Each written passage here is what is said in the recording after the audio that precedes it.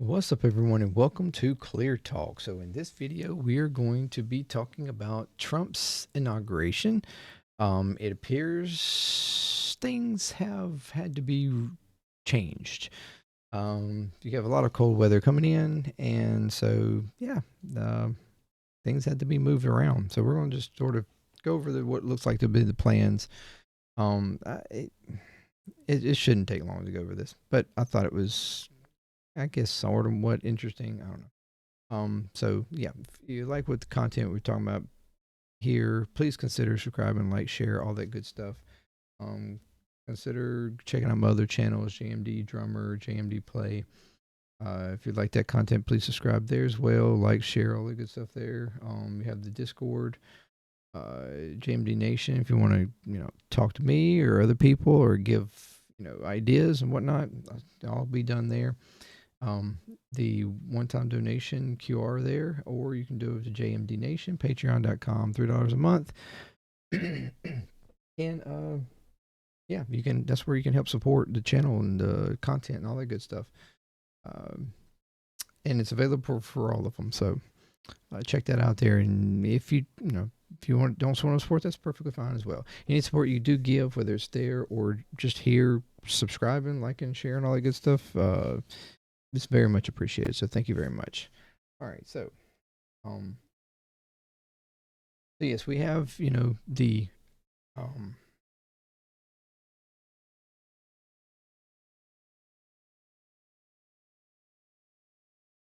we have Trump's inauguration Monday,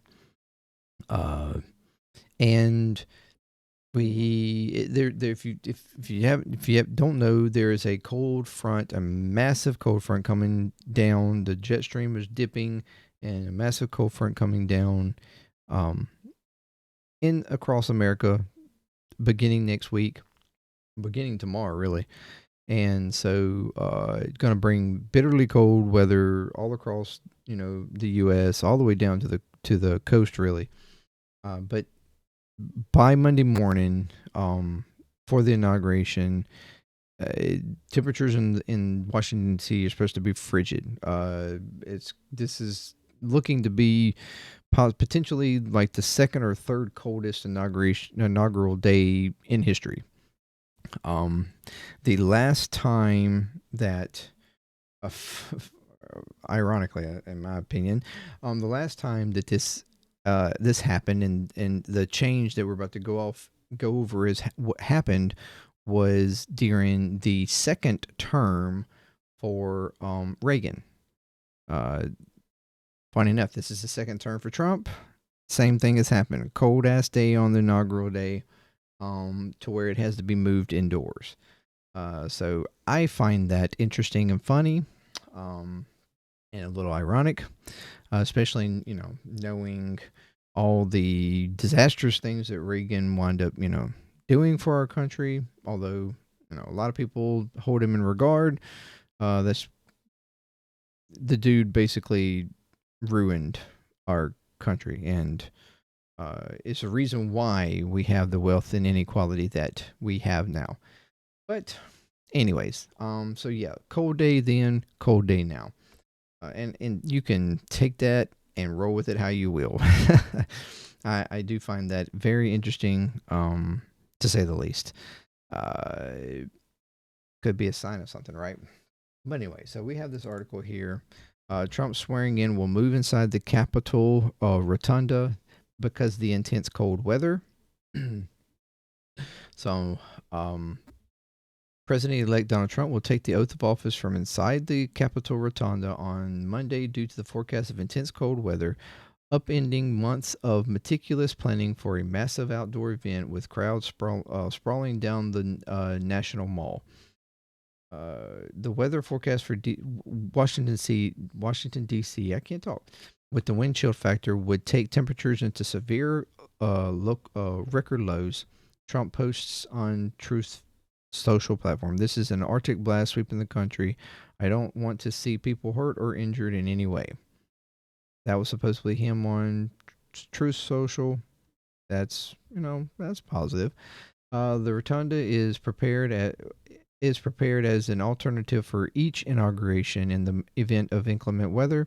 The swearing in was moved indoors in 1985 when President Ronald Reagan began his second term. Monday's forecast calls for the lowest inauguration day temperature since that day.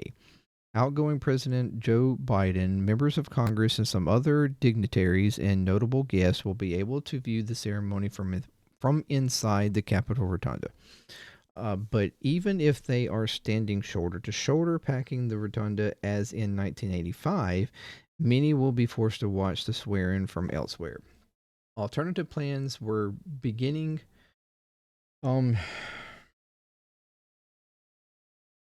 were being devised to accommodate as many guests as possible. More than 250 guests are ticketed to view the inauguration from around the Capitol grounds, and tens of thousands were expected to be in general admission areas or to line the inaugural parade route from the Capitol to the White House. Now, so far, from my understanding, they haven't canceled that yet, although I think that was canceled. Or unless I didn't go all the way through this, so maybe it does mention it, but I think that parade was canceled under Ronald Reagan's second on that day. Uh, Trump said his supporters would be able to watch the ceremony from Washington's Capital One Arena on Monday, a day after he plans to hold a rally there.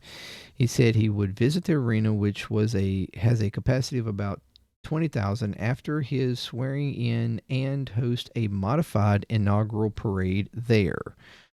So he's apparently decided to do something there for his peeps there.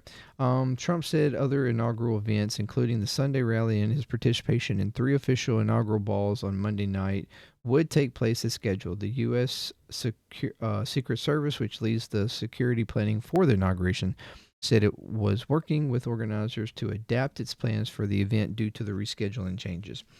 The National Weather Service is predicting the temperatures to be around 22 degrees -6 Celsius at noon during the swear-in. The coldest since Reagan's second inauguration saw temperatures plunge to 7 degrees. Barack Obama's 2009 swearing in was 28 degrees.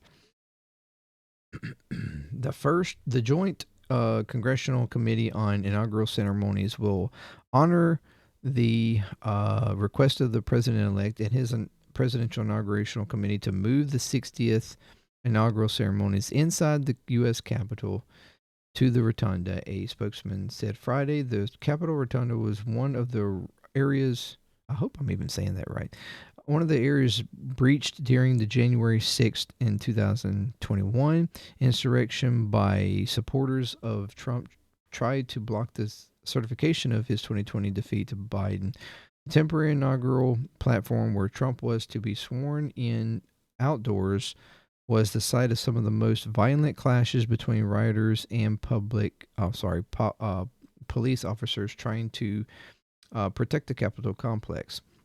Earlier Friday, Trump's inaugural committee announced that, like his first inauguration, Trump would take the oath of office on a family Bible given to him by his mother, as well as the Bible used by President Abraham Lincoln at his first inauguration in 1861. Vice President-elect J.D. Vance will be sworn in on a family Bible given to him by his maternal great-grandmother. Okay. I don't know why any of that was really relevant, but maybe to some. But yeah, so his inauguration is going to be moved inside. This was, I think, a concern that I was hearing a lot of people talk about and warning people, like, fans of Trump that were trying to participate. The people who may have who were in that 250,000 that got a ticket, or the thousands that were expected to be in general admission areas, trying to make sure you understood that it's supposed to be cold and you needed to make sure you prepared for it, because it's one thing to just walk through the cold for a minute or two or whatever, but understanding that for starters the parking and stuff are usually quite a few miles from the area, and then you have to walk, and then wherever you are planning to be, you are then just standing, you know, and waiting for the events to go through. So it would be very cold, and you could you needed to make sure you were prepared for it. Well, hopefully, in this case, now we have sort of pulled away from that, and hopefully can prevent anybody from potentially not being prepared. And hopefully people will not just show up anyways. Uh, Hopefully they will get the message and potentially go to the Capital Arena One, or One Arena, Capital One Arena, whatever. And just wait it out there, watch it there. Uh, I certainly hope we don't hear about anybody just trying to be there anyways, uh, or not getting the message and something happening. Hopefully that won't be the case. But like I said, the it has been now moved in so indoors, which I'm sure pretty much upsets some people. Um, and there, I think there are already people that are claiming nefarious reasons for this happening. I think um yeah, already have Green, yeah, Marjorie Taylor Greene leading the charge on conspiracy theories um for this. And I might as well, I guess I can go over this. Add this into here. MAGA pushes conspiracy theories as inauguration is moved indoors. MAGA Republicans reacted to the news that Donald Trump uh, inauguration was moved indoors by questionable whether something else was afoot. Of course, like I said, this is being led by um, MTG there. I have personally attended countless rallies where President Trump spoke in extreme weather conditions from cold to rain to heat. Is there a security threat other than extreme cold weather? She mused on X Friday afternoon, not only by him but for the people, not only for him but for the people. Her post came after serial conspiracy theorist Alex Jones had responded to the claim that Trump's inauguration would be hit by deep state terrorists. Trump posted to True Social his decision to take the oath and deliver his inaugurational address for the Capitol Rotunda as President Ronald Reagan did in 1985. Arguably he could be doing this, as he really could have agreed to this solely because of that, because of imagery. It would make him look even more like Ronald Reagan. But whatever. This will be a very beautiful experience for all, and especially for the large TV audience. To accommodate the MAGA masses, the Capital One Arena, where Trump will hold his pre-inaugural rally Sunday, will be open. Viewing party, the parade will also move to the basketball and hockey arena. That wasn't stated in the other one. I will join the crowd at Capital One after my swearing in. I guess this is, yeah, where she was doing her Xing. Trump said he was worried about throngs of supporters being exposed to the elements for long hours and the first responders who would have to attend them. It is my obligation to protect people of our country, but before we even begin, we have to think of the inauguration itself. Wind gusts up to 30 miles per hour are expected on Monday. The cold air will blow in from Canada. Um, a country is repeatedly spoken to make the 51st state. Yeah, whatever. I don't want to. We'll actually talk about that a little too. I want to in another video. I don't want to see the people hurt or injured in any way. It is dangerous conditions for the tens of thousands of law enforcement, first responders, police, canines, and other horses, and even horses, and hundreds of thousands of supporters that will be outside for many hours on the 20th in an event if you decide to come dress warmly. In the past, Trump has had his crowds endure extreme temperatures, especially the heat, as they wait for him to speak at his rallies. It's not an uncommon sight to see attendees fainting or seeking medical attention. Trump, 78 himself, would only have had to stay outdoors on the west front of the Capitol for the duration of the oath and his speech, but crowds generally start showing up hours before due to strict security measures. The rest of the inauguration schedule is expected to go as planned. He'll have a tea on the White House with the Bidens. Hmm. What? Okay. After his swearing in and speech in the rotunda, the festivities will move to Statuary Hall for the traditional inaugural lunch.